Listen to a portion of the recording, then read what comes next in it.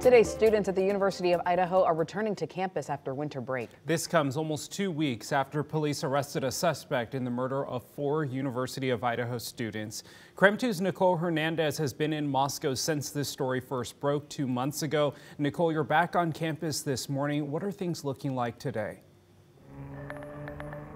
So Tim Channing, like you mentioned, I am live here at the University of Idaho's campus, and as you can see, things are quiet right now on campus, but as the morning starts to pick up, classes will start. We'll start seeing more students walking around, heading to their first day of the spring semester. And for many students, this is the first time since those murders that they've been back on campus. U of I says there will still be a police presence here, but not as much as before investigators caught the suspect. University of Idaho Vice President Tori Lawrence says despite this tragedy, enrollment this semester is up compared to last spring.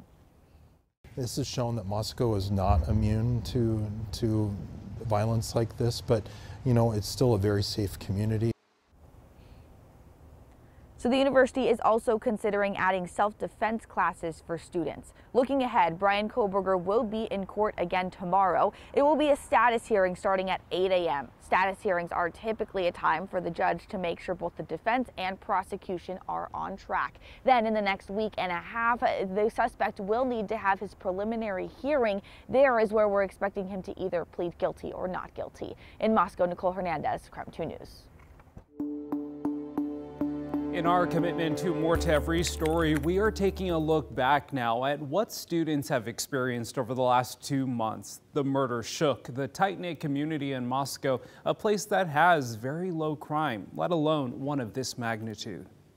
This is rocking their world. Many of them come from small communities where things like this have never happened. This is stuff that shouldn't happen, especially in a small, quiet town like Moscow is, where we're heavily involved with the university, and these are things that affect not just town but the university, the students, lends everybody to a sense of insecurity about what's going on here and why, and it's a very tragic and sad situation all around.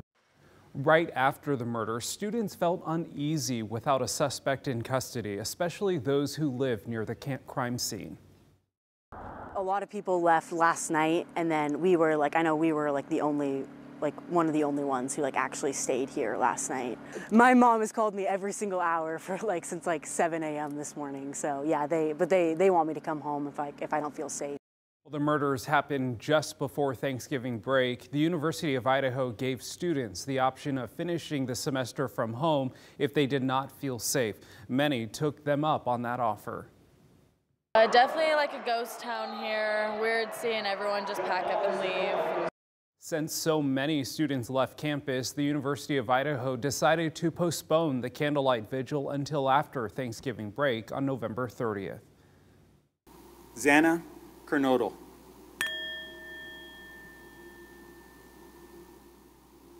Ethan Chapin.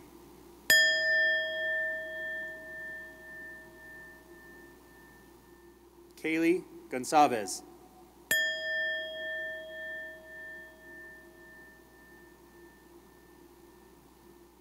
Madison Mogan. Well, this was that candlelight vigil. It was held at the Kibbe Activity Center on campus. The memorial included a moment of silence for each of the victims. Idaho Governor Brad Little was also in attendance. Vigils were also held at the same time in Boise, Idaho Falls, Coeur d'Alene, and McCall. U of I students and the entire Vandal and Moscow community will remember this season forever. There's no question about that, but they are still Vandal strong and are leaning on each other as they move forward together.